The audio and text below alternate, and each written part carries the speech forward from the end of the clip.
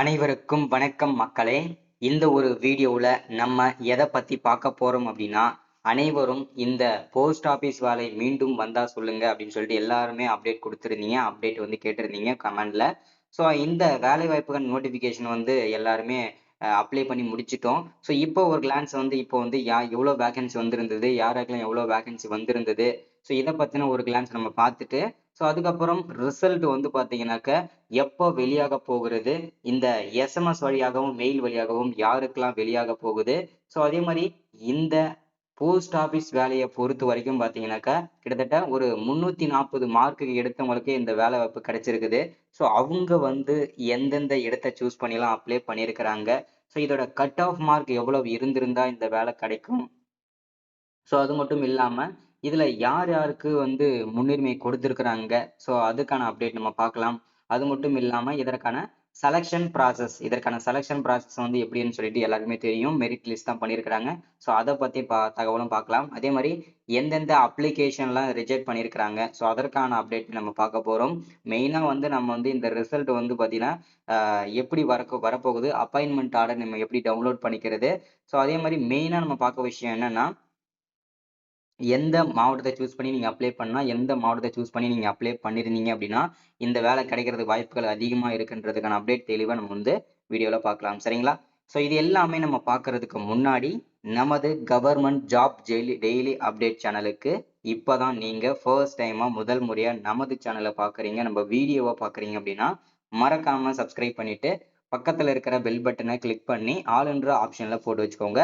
அப்போதான் நம்ம போடக்கூடிய அரசு துறையிலிருந்து வரக்கூடிய எல்லா விதமான கவர்மெண்டோட ஜாப்ஸ், அப்டேட்ஸ், நோட்டிபிகேஷன்ஸ் இது எல்லாமே நீங்க உடனுக்குடனே பார்த்தும் தெரிஞ்சுக்கலாம். நம்ம சேனல்ல வீடியோவை நீங்க பார்த்தே ஈஸியா தெரிஞ்சுக்கலாம். சரிங்களா? ஸோ அது மட்டும் இல்லாம உங்களுடைய ஃப்ரெண்ட்ஸ், ரிலேட்டிவ்ஸ்களை ஷேர் பண்ணுங்க. முக்கியமா இந்த போஸ்ட் ஆஃபீஸ் வேலைக்கு விண்ணப்பிச்சிருக்கிற அனைவருக்கும் கட்டாயம் இந்த வீடியோ பார்க்கணும். ஏன்னா முக்கியமான வீடியோ, இம்பார்ட்டன்டான வீடியோ, வெரி வெரி இம்பார்ட்டன்டான வீடியோ. சரிங்களா? ஸ்கிப் பண்ணாம முழுமையா பாருங்க. சரிங்களா? வாங்க வீடியோக்குள்ள போகலாம். இங்க தெளிவா கொடுத்திருக்காங்க பாருங்க.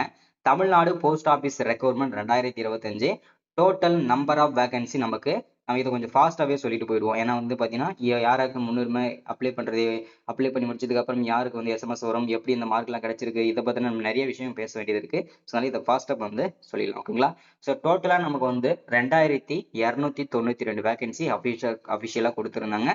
ஆன்லைன்ல எல்லாருமே அப்ளை பண்ணிட்டோம். ஸோ இதுக்கான முழு அப்டேட் நம்ம ஒன்ஸ் கிளான்ஸ் பார்த்துட்டு நம்ம வந்து மெயின் வீடியோக்குள்ள போயிடலாம். சரிங்களா? ஸோ இதுல வந்து பாத்தீங்கன்னா எல்லாருமே வந்து பாத்தீங்கன்னா போஸ்ட் ஆஃபீஸ் வேலைக்கு தான் கொடுத்திருந்தாங்க. ஸோ இதுல வந்து 2292 வேகன்சி அபிஷியலா கொடுத்திருந்தது. சரிங்களா? ஸோ அப்ளிகேஷன் வந்து பாத்தீங்கன்னாக்க நமக்கு பிப்ரவரி மாதத்துல இருந்தே கொடுத்திருந்தாங்க. ஸோ அது வந்து பாத்தீங்கன்னா மார்ச் 3ஆம் தேதி வரைக்கும் அப்ளை பண்றதுக்கு வந்து கடைசியா க்ளோஸ் பண்ணிட்டாங்க. சரிங்களா? ஸோ இதுக்கு வந்து பாத்தீங்கன்னாக்க எல்லாருக்குமே தெரியும், அசிஸ்டன்ட், அதாவது போஸ்ட் ஆஃபீஸ் அசிஸ்டன்ட் வேலைக்கு போஸ்ட்மேன், எம்டிஎஸ், கிராமின் டக் சேவக் இந்த போஸ்டிங்கு தான் நோட்டிபிகேஷன் விட்டிருந்தாங்க. சரிங்களா? ஸோ அடுத்தது அப்ளிகேஷன் ஃபீஸை பொறுத்த வரைக்கும் காமனாக எல்லாருக்கும் 100 ரூபா ஃபீஸ் சொல்லியிருந்தாங்க. ஸோ அது எல்லாமே தெரிஞ்சிருக்கும். செலெக்ஷன் ப்ராசஸ் மினிமம் நீங்கள் 10வது படிச்சிருந்தா போதும். செலெக்ஷன் ப்ராசஸ் எல்லாமே மெரிட் லிஸ்ட் தான். சரிங்களா? ஸோ அஃபிஷியல் வெப்சைட், இந்த வெப்சைட்டில் கூட தான் நீங்கள் எல்லாரும் ஆல்மோஸ்ட் எல்லாருமே அப்ளை பண்ணியிருப்பீங்க. ஸோ எல்லாரும் செக் பண்ணிக்கோங்க. ஓகேங்களா? ஸோ இது வந்து தெளிவாக கொடுத்துருக்காங்க பாருங்க. நோட்டிஃபிகேஷன் வந்து ரிலீஸ் பண்ணது வந்து பிப்ரவரி 7 ரிலீஸ் பண்ணியிருந்தாங்க. ஸோ அப்ளிகேஷன் வந்து பார்த்தீங்கன்னாக்கா அப்ளை பண்ணுறதுக்கு பிப்ரவரி 10ஆம் தேதியிலிருந்து ஸ்டார்ட் ஆச்சு. மார்ச் 3ஆம் தேதியோட அப்ளை பண்ணுறது க்ளோஸ் ஆயிடுச்சு. சரிங்களா? ஸோ இப்போ வந்து பேமெண்ட் வந்து கடைசி 3ஆம் தேதியோட முடிஞ்சிச்சு.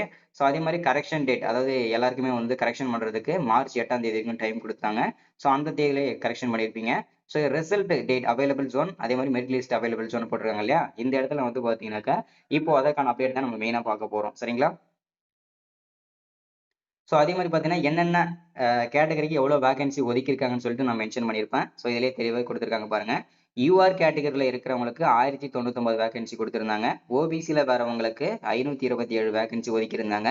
எஸ்டியில் வந்து பார்த்தீங்கன்னா 361 வேகன்சி, எஸ்சியில் வந்து 23 வேகன்சி, அடுத்தது இடபிள்யூ கேட்டகரியில் 200 வேகன்சியும், பிடபிள்யூ கேட்டகரியில் 10 வேகன்சியும், பிடபிள்யூ பி கேட்டகரியில் 41 வேகன்சியும், பிடபிள்யூ சி கேட்டகரியில் வருவாங்க 21 வேகன்சியும், பிடபிள்யூ டிஇ கேட்டகரியில் வருவாங்க 10 வேகன்சியும், டோட்டலா 2292 வேகன்சி அபிஷியலா நமக்கு கொடுத்திருந்தாங்க. சரிங்களா?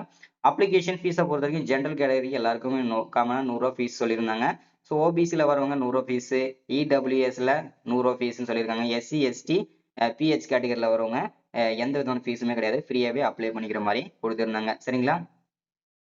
கொஞ்சம் ஸ்பீடா தான் சொல்லிட்டு இருக்கேன். இருந்தாலும் பரவாயில்ல. நம்ம அடுத்தது நம்ம மெயினான விஷயம்லாம் பார்க்க வேண்டியது நெறைய இருக்கு. சரிங்களா? ஸோ அடுத்ததா வந்து பார்த்தீங்கன்னா, நீங்க அப்ளை பண்றதுக்கு மினிமம் நீங்க வந்து தமிழ்நாடுக்குள்ள இருக்கணும். ஸோ அதே மாரி வந்து பார்த்தீங்கன்னா, எஜுகேஷன் குவாலிஃபிகேஷன் எல்லாமே நீங்க 10த் எல்லாமே தமிழ்நாடுக்குள்ள முடிச்சிருக்கணும். அதே மாரி கேண்டிடேட்ஸ் எல்லாமே வந்து பார்த்தீங்கன்னா, 18 வயசுல இருந்து 27 வயசுக்குள்ள இருந்திருக்கணும் அப்ளை பண்றதுக்கு. சரிங்களா?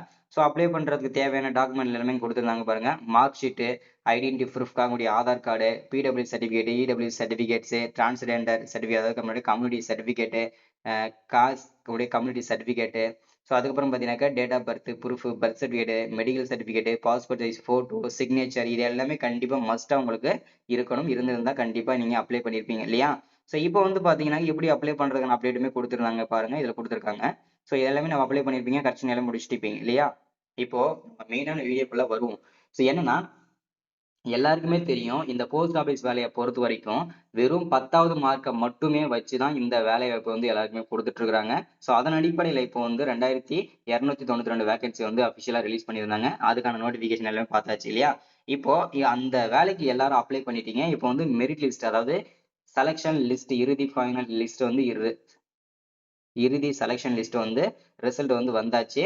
ஸோ எஸ்எம்எஸ் வழியாகவும், மெயில் வழியாகவும் ஒரு சில நண்பர்களுக்கு வந்திருக்கிறதாவும் தகவல் சொல்லியிருக்கிறாங்க. நீங்களும் செக் பண்ணிட்டே இருங்க. அப்ளை பண்ணுங்க எல்லாருமே. சரிங்களா? ஸோ அதே மாரி வந்து யாருக்கு இதுல முன்னுரிமை குடுப்பாங்க அப்படின்னு பார்த்தீங்கன்னா, முதல்ல இந்த தமிழ் வழியில படிச்சவங்க. ஓகேங்களா? 10வதுலயும் சரி, 12வதுலயும் சரி, ஆல்மோஸ்ட் எல்லாரும் 10வது சர்டிஃபிகேட் தான் வச்சுட்டு போய் அப்ளை பண்ணியிருப்பீங்க. அதுல 10வதுல யாரெல்லாம் தமிழ் வழியில படிச்சிருக்காங்களோ, தமிழ் மீடியம் ஸ்கூல்ல படிச்சிருக்காங்களோ, அவங்களுக்கு முதல் முன்னுரிமையாக குடுத்திருக்கிறாங்க. அடுத்ததா வந்து இந்த ஆதரவற்ற விதவை, கணவரால் கைவிடப்பட்டவர்கள். ஸோ இவங்களுக்கெல்லாம் பார்த்தீங்கன்னாக்க, அந்த சர்டிஃபிகேட் வச்சிருக்கணும். வச்சிருந்தவங்களுக்கு அதிகப்படியான முன்னுரிமையும் குடுத்திருக்கிறாங்க. சரிங்களா? ஸோ அடுத்ததா நம்ம பார்க்க போறது என்னன்னா, அ கொரோனாவில் பாதிக்கப்பட்டவர்களுக்கும் இதுல வந்து முன்னுரிமை குடுத்திருக்காங்க.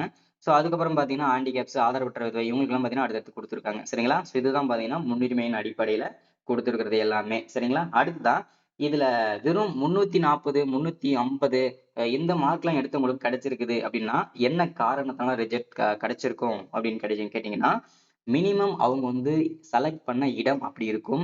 ஒருவேளை அந்த இடத்துல காம்படிஷன் ரொம்ப கம்மியா இருந்திருக்கும். ஸோ அதனால தான் இவ்வளோ சீக்கிரமா அவங்களுக்கு வந்து வேலைன்றது கிடைச்சிருக்குது. சரிங்களா? ஸோ அது ஏன் அப்படின்னு கேட்டீங்கன்னா, நான் எல்லா வீடியோலயும் நான் போஸ்ட் ஆஃபீஸ் வேலைய பொறுத்தவரைக்கும் நான் எல்லாருக்குமே சஜஷன் குடுக்குறது என்னன்னா, நம்ம அப்ளை பண்றம்போது அது நோட்டிஃபிகேஷன் வீடியோ பார்த்திருந்தீங்கன்னா தெரிஞ்சிருக்கும். ஸோ எல்லாருக்குமே நான் அப்ளை பண்ணும்போது சொல்லுவேன், மினிமம் யாரெல்லாம் நீங்க இந்த போஸ்ட் ஆஃபீஸ் வேலை கம்மியான மார்க் எடுத்திருக்கவங்க எல்லாருமே, கொஞ்சம் அவுட்டர் ஏரியாவா ஓகேங்களா? வில்லேஜ் சைடு, ஸோ காட்டு பகுதியா இருக்கிற இந்த போஸ்ட் ஆஃபீஸ் வேலைகள், போஸ்ட் ஆஃபீஸ் இடம், இந்த மாரி இடத்தெல்லாம் நீங்க சூஸ் பண்ணீங்கன்னா, அங்க வந்து காம்படிஷன்றது ரொம்ப கம்மியா இருக்கும். வேக்கன்சியும் கம்மியா தான் இருக்கும். இருந்தாலும் வேக்கன்சி கம்மியா இருந்தாலும் உங்களுக்கு வாய்ப்புகள் அதிகம். ஏன்னா வந்து அந்த மாரி இடத்த நெறைய பேர் சூஸ் பண்ண மாட்டாங்க. ஓகேங்களா? ஸோ சிட்டில இருக்கவங்க எல்லாம் என்ன பண்ணுவாங்கன்னா, எனக்கு சிட்டிலயே வேலை கிடைக்கணுன்றது மாரி எல்லாருமே வந்து பார்த்தீங்கன்னா, அங்க தான் அந்த இடத்த சூஸ் பண்ணி தான் அப்ளை பண்ணுவாங்க. ஸோ அதனால வந்து எல்லாருக்குமே சஜஷன் குடுக்குறது எல்லாமே நீங்க அவுட்டர் ஏரியா அதாவது கம்மியான மார்க் எடுத்தவங்களுக்கு சரிங்களா? ஸோ அந்த மாரி சூஸ் பண்ணி அப்ளை பண்ண நபருக்கு 340 மார்க் எடுத்தவர்களுக்கு இந்த போஸ்ட் ஆஃபீஸ் வேலை வந்து டக் சேவக் போஸ்டிங் அதாவது இந்த வீடு வீடா சென்று கொரியர் பண்ணுவாங்க இல்லையா?